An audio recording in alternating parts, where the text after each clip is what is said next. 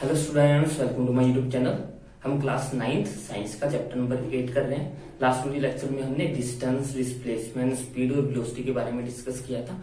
आज के video lecture में हम इन टॉपिक्स के ऊपर रिलेटेड जो है वो न्यूमेरिकल सोल्व करेंगे। तो आज के वीडियो लेक्चर में हम सिर्फ न्यूमेरिकल सोल्व करेंगे, डिस्टेंस के, डिस्प्लेसमेंट के, स्पीड के और वेलोसिटी के। इन न्यूमेरिकल्स में हम जो है वो इंडेक्स क्वेश्चन भी करेंगे, साथ में एक्सरसाइज के क्वेश्चन भी करेंगे और साथ में अगर हमें कुछ एडिशनल क्वेश्चन करने की रिक्वायरमेंट लगी तो हम वो भी करेंगे। तो वीडियो को एंड तक जरूर देखिएगा, इससे आपको इन सभी टॉपिक्स के साथ रिलेटेड न्यूमेरिकल्स जो है वो अच्छे से क्लियर हो जाएंगे। तो चलिए शुरू करते हैं। पहला हमारा इंडेक्स क्वेश्चन है। पहला जो है एक थ्योरी बेस्ड क्वेश्चन ही है, लेकिन एक टाइप ऑफ न्यूमेरिकल है, इसलिए मैं आपको करवा रहा हूँ। फर्स्ट क्वेश्चन हमारे पास, an object has moved through a distance, can it have a zero displacement? If yes, spot your answer with an example. Question में पूछा गया है कि कोई ऑब्जेक्ट कुछ डिस्टेंस तक जाता है, वो कुछ डिस्टेंस जो है वो कवर करता है, क्या उसकी डिस्प्लेसमेंट जीरो हो सकती है? अगर ऐसा पॉसिबल है तो हमें जो है वो अपने आंसर को जस्टिफाई करना है with the help of example. तो मैंने आपको जब डिस्टेंस और डिस्प्लेसमेंट के बारे में बताया था तो मैंने आपको ये बताया था कि जो डिस्प्लेसमेंट है वो जीरो हो सकती है। मैं आपको फिर से एक बार रिकैप करता हूँ। डिस्टेंस होता है कि मान लो मेरे पास कोई ए पॉइंट है और कोई बी पॉइंट है, मुझे ए से बी तक जाना है। मेरा डिस्टेंस क्या होगा? एक तो मेरे पास मैं इधर चला जाऊं, इधर चला जाऊं, यहाँ चला जाऊं, यहाँ चला जाऊं, यहाँ चला जाऊं और फिर ऐसे घूम के बी पॉइंट पे निकलूं। तो ये सारा मैंने डिस्टेंस कवर किया है। और ऐसा भी हो सकता है कि मैं डायरेक्ट यहां से सीधा बी पॉइंट तक चला जाऊं, सीधा। तो डिस्टेंस क्या है? डिस्टेंस ये वाला है, इसको हम डिस्टेंस बोलेंगे। अब इसका मतलब ये नहीं है कि ये डिस्टेंस नहीं है, ये भी डिस्टेंस हो सकता है, लेकिन अगर हम इसको डिस्टेंस ले रहे हैं तो हमारी डिस्प्लेसमेंट और डिस्टेंस ले फिर सेम चीज हो जाएगी दोनों। अगर मैं ए से डायरेक्ट बी तक गया हूं तो मेरी डिस्टेंस और डिस्प्लेसमेंट दोनों सेम चीज हो जाएंगी, क्योंकि डिस्टेंस होता है पाथ फॉरवर्ड। मैंने अगर कोई भी पाथ कवर किया तो उसको मैं डिस्टेंस बोलूंगा। अगर मैंने शॉर्टेस्ट पाथ फॉलो किया दो पॉइंट्स के बीच में, ए से बी पॉइंट तक पहुंचने के लिए, अगर मैंने शॉर्टेस्ट पाथ लिया तो उसको हम डिस्प्लेसमेंट बोलते हैं। तो हमें यहाँ पे क्वेश्चन में बोला गया कि ऑब्जेक्ट ने कुछ ना कुछ डिस्टेंस तो कवर किया है, लेकिन क्या उसकी डिस्प्लेसमेंट जीरो हो सकती है? तो आप खुद से सोच के देखिए कि डिस्प्लेसमेंट क्या होती है। डिस्प्लेसमेंट दो पॉइंट के बीच का जो है वो शॉर्टर डिस्टेंस होता है। अगर हम जिस पॉइंट से चले थे वापिस उसी पॉइंट पे आ जाएं तो हम कहेंगे कि हमने डिस्टेंस तो कवर किया, लेकिन जो हमारी डिस्प्लेसमेंट है वो जीरो होगी। जैसे कि फॉर एग्जाम्पल मेरे पास एक रेक्टेंगुलर पार्क है, कोई रेक्टेंगुलर पार्क है, ए बी सी डी। मैंने ए पॉइंट से चलना शुरू किया, ए पॉइंट से चला मैं, ए से मैं बी पॉइंट तक गया, बी से मैं सी पॉइंट पे गया, सी से मैं डी पॉइंट पे गया और डी से मैं वापिस ए पॉइंट पे आ गया। मीन्स कि मैं जहां से चला था मैं वहीं पे आ गया। मैंने अपनी जर्नी ए पॉइंट से शुरू की थी और मेरा एंड पॉइंट भी ए पॉइंट है। तो इस केस में जब मैं वापिस, जब मेरा स्टार्टिंग पॉइंट जो है, स्टार्टिंग पॉइंट जो है वो भी ए था और मेरा एंड पॉइंट जो है वो भी ए होगा, उस केस में मेरी डिस्प्लेसमेंट जो है वो जीरो होगी।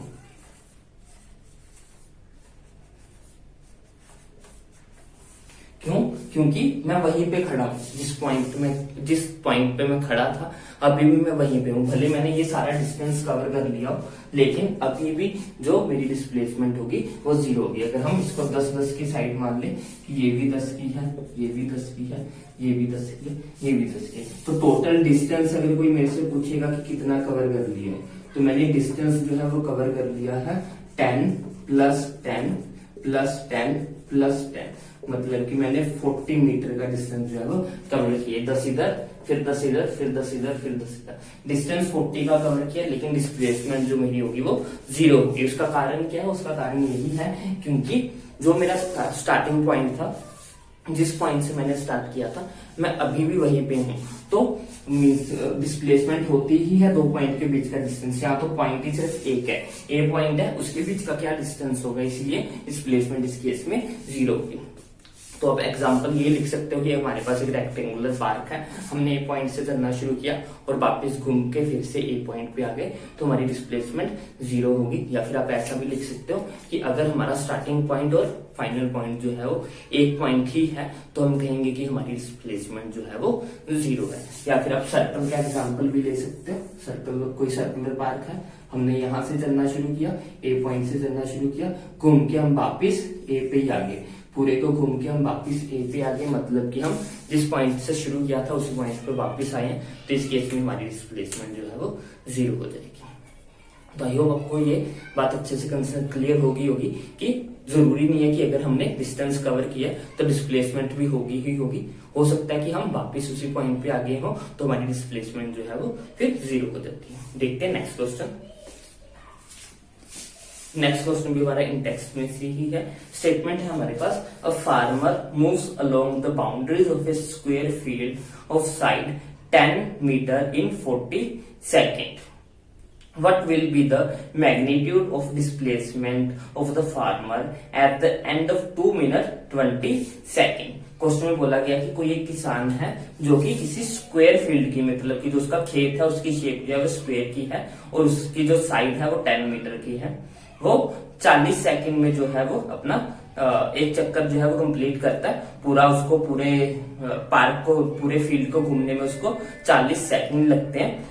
What will be the magnitude of displacement of the farmer at the end of 2 minutes 40 seconds? हमें ये बताना है कि 2 मिनट 20 सेकंड के बाद उसकी डिस्प्लेसमेंट कितनी होगी। तो पहले तो हम इसको डायग्राम बनाते हैं। हमारे पास एक फिर से स्क्वायर शेप का फील्ड है जिसकी साइड हमें दी हुई है 10 मीटर, ए बी सी।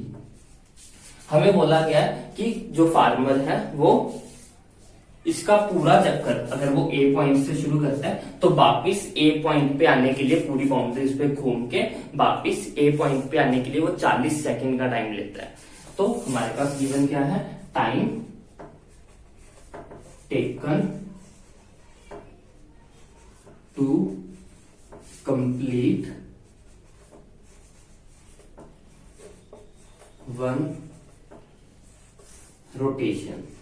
एक बार पूरा चक्कर लगाने के लिए जो है वो टाइम लेता है 40 सेकंड। एक चक्कर जो है वो 40 सेकंड में जो है वो कंप्लीट कर लेता है। हमसे पूछी जा रही है कि 2 मिनट 20 सेकंड के बाद उसकी डिस्प्लेसमेंट कितनी होगी। तो पहले तो क्योंकि हमें सेकंड में टाइम गिवन है तो हम हमारा जो टाइम है उसको सेकंड में कन्वर्ट करने की कोशिश करते हैं। हमारे पास जो गिवन टाइम है, गिवन टाइम जो है वो हमारे पास है 2 मिनट एंड 20 सेकेंड्स। अब 1 मिनट में कितने सेकेंड्स होते हैं, 1 मिनट में हमारे पास 60 सेकेंड्स होते हैं। तो ये हो जाएगा हमारे पास 2 इंटू 60 प्लस साथ में ये 20 सेकेंड एक्स्ट्रा थे। ये 2 मिनट हो गए, 1 मिनट में 60 सेकेंड, 2 मिनट थे इसलिए इसको 2 से मल्टीप्लाई किया, ये 20 एक्स्ट्रा सेकेंड थे इसलिए उनको ऐड किया। तो ये हमारे पास हो जाएगा 120 प्लस 20 विच मीन्स की 140 सेकेंड।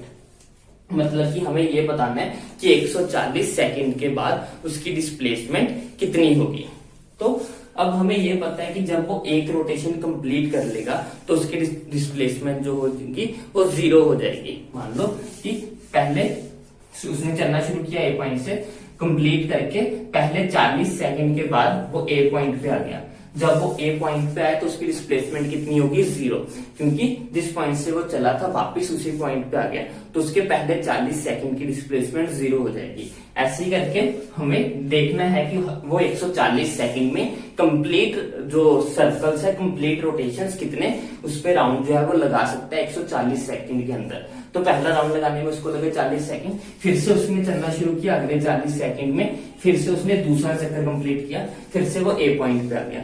जब जैसे ही वो ए पॉइंट पे आया उसकी डिस्प्लेसमेंट फिर से कितनी होगी, 0, क्योंकि वो वापस उसी पॉइंट पे आ गया जिस पॉइंट से उसने चलना शुरू किया था। अब ये 80 सेकंड हो गया, 40 प्लस 40 80, लेकिन हमारे पास 140 है। मतलब कि एक बार उसने फिर से रोटेशन किया, फिर से जो है ए पॉइंट से चलना शुरू किया, फिर जो है वो वापस ए पॉइंट पे आया और उसकी डिस्प्लेसमेंट ए पॉइंट पे आती फिर से कितनी होगी, 0, क्योंकि एक जो है उसने सेम उसी पॉइंट पे आ गया जिस पॉइंट से उसने चलना शुरू किया था, इसलिए ये टोटल 120 सेकंड हो गए। मतलब कि 120 सेकंड में उसकी डिस्प्लेसमेंट कितनी रही होगी, 0, क्योंकि उसने बार बार रोटेशंस की और बार बार रोटेशंस के कारण जो है उसका डिस्प्लेसमेंट 0 होती गई और पहले 120 सेकंड के लिए उसकी डिस्प्लेसमेंट 0 होगी। तो यहां पे लिखते हैं ही completes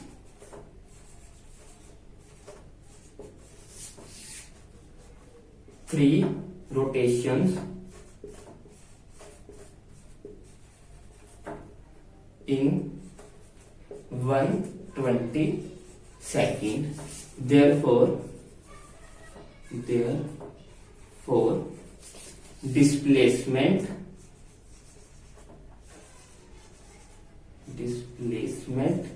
in 120 second will be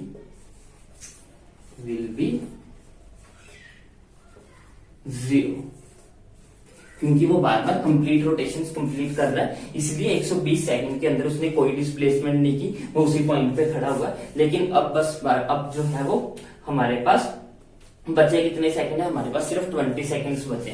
140 में से 120 माइनस करेंगे तो 20 सेकंड्स बचेंगे। अब हमें ये पता करना है कि 20 सेकंड में वो कितना डिस्टेंस कवर करेगा, यहां से लेके कितने जगह तक वह पहुंच जाएगा। तो इन 40 सेकंड में ही कवर्स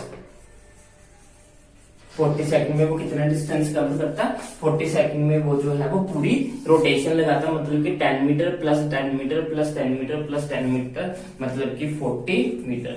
वो 40 सेकंड में जो है वो 40 मीटर का डिस्टेंस ट्रेवल करता है। तो 20 सेकंड में कितना डिस्टेंस ट्रेवल करेगा, 20 सेकंड में वो कवर करेगा 20 मीटर का डिस्टेंस।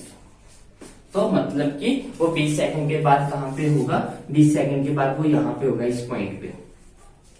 लेकिन अब हमारे पास ये डिस्टेंस आया, डिस्टेंस उसका कितना आ गया, डिस्टेंस हमारे पास आ गया 20 मीटर। लेकिन हमें क्या पता करना था, हमें जो है ये पता करना है कि डिस्प्लेसमेंट कितनी थी, और डिस्प्लेसमेंट क्या होती है, शॉर्टेस्ट पाथ। अब अगर हम ये कहेंगे कि उसने ये वाली पाथ कवर किया, तो ये वाला पाथ उसका डिस्टेंस कहलाएगा, ये 20 मीटर उसका डिस्टेंस होगा। हमें डिस्प्लेसमेंट निकालनी है, डिस्प्लेसमेंट सबसे छोटा रास्ता होता है। तो सबसे छोटा रास्ता कौन सा होगा, जब हम ए और सी को आपस में मिला देंगे। तो डिस्प्लेसमेंट ये वाली होगी, ना कि ये वाली। अगर हम इन दोनों को जोड़ के 20 कर दें तो 20 हमारी डिस्प्लेसमेंट नहीं होगी, क्योंकि हमें शॉर्टेस्ट पाथ चाहिए होता है डिस्प्लेसमेंट के लिए, सबसे छोटा रास्ता। सबसे छोटा रास्ता ये होगा ए से सी तक जाने के लिए। तो हमें ये फाइंड आउट करना है। तो ये कैसे फाइंड आउट करेंगे, ये हम अपना पाइथागोरस थ्योरम लगा के जो है फाइंड आउट कर सकते हैं, क्योंकि राइट एंगल ट्रायंगल बन रहा है यहाँ पे। ये वाला जो है ये एक राइट एंगल ट्रायंगल है, ट्रायंगल ए बी सी, एक राइट एंगल ट्रायंगल है। तो इसमें जो है वो ए सी का स्क्वायर इज इक्वल टू हो जाएगा हमारा A B square plus B C square. H square is equal to होता है B square plus P square. A C square हमें फाइंड आउट करना है कि कितना है, ए बी हमारे पास कितना है 10, ए बी हो गया 10 का स्क्वायर, बी सी भी हमारे पास 10 है तो 10 का स्क्वायर, ये हो गया 10 का स्क्वायर करेंगे 100 आ गया, 10 का स्क्वायर करेंगे 100, दोनों को ऐड करेंगे तो ये हो गया 200। ए सी स्क्वायर आ गया 200, तो ए सी की वैल्यू कितनी आ जाएगी, 200 का रूट, ये हो जाएगा हमारे पास 10√2। तो इतनी डिस्प्लेसमेंट होगी उसकी 20 सेकंड के बाद, या फिर आप ये कह सकते हो कि 2 मिनट 20 सेकंड के बाद जो उसकी डिस्प्लेसमेंट होगी वो 10√2 मीटर के बराबर होगी। ये हमारा आंसर होगा उसकी डिस्प्लेसमेंट के लिए। आई होप आपको अच्छे से समझ में आया होगा। अगर कोई भी डाउट हो तो आप कमेंट सेक्शन में लिख सकते हो। हम बढ़ते हैं नेक्स्ट क्वेश्चन की तरफ। तो जिसका नेक्स्ट थर्ड क्वेश्चन है वो हमारा एक्चुअली न्यूमेरिकल बेस्ड क्वेश्चन तो नहीं है, लेकिन एक बार फिर भी हम देख लेते हैं। स्टेटमेंट हमारे पास which of the following is true for the displacement. कहा गया है नीचे दी गई स्टेटमेंट्स में से कौन सी स्टेटमेंट जो है वो डिस्प्लेसमेंट के लिए ट्रू है। फर्स्ट स्टेटमेंट है हमारे पास it can not be zero. कह रहे हैं कि डिस्प्लेसमेंट जो है वो कभी भी जीरो नहीं हो सकती। तो ये बिल्कुल फॉल्स स्टेटमेंट है, ये ट्रू नहीं है, क्योंकि डिस्प्लेसमेंट जो है वो जीरो हो सकती है। सेकंड स्टेटमेंट है its magnitude is greater than the distance travelled by the object. बोल रहे हैं कि जो डिस्प्लेसमेंट का मैग्नीट्यूड होता है वो डिस्टेंस से बड़ा होता है। तो ये भी फॉल्स स्टेटमेंट है। डिस्प्लेसमेंट जो है वो कभी भी डिस्टेंस से बड़ी नहीं हो सकती, क्योंकि हमने क्या पढ़ा है, हमने पढ़ा है कि जो डिस्प्लेसमेंट होती है वो शॉर्टेस्ट पाथ होती है बिटवीन द टू पॉइंट्स। ये डिस्टेंस के इक्वल हो सकती है लेकिन उससे कभी बड़ी नहीं होगी, उससे हमेशा छोटी होती है। डिस्टेंस से बड़ी जो है वो डिस्प्लेसमेंट नहीं हो सकती। आप इसको ऐसे लिख के याद रख सकते हो कि डिस्प्लेसमेंट जो है वो displacement could be equal to the distance. ये जो है वो डिस्टेंस के इक्वल हो सकती है, लेकिन और डिस्प्लेसमेंट जो है वो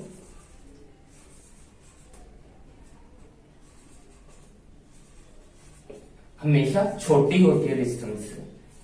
या तो वो इक्वल ही होगी या फिर वो उससे छोटी होगी। ये दोनों केस ही बनते हैं। ये कभी पॉसिबल नहीं है कि डिस्प्लेसमेंट जो है वो डिस्टेंस से बड़ा हो जाए। डिस्प्लेसमेंट हमेशा डिस्टेंस से या तो इक्वल रहती है या छोटी होती है। इक्वल हो सकती है, उससे छोटी हो सकती है, लेकिन डिस्टेंस से बड़ी जो है वो डिस्प्लेसमेंट कभी भी नहीं हो सकती। आप इस बात को हमेशा याद रखिएगा।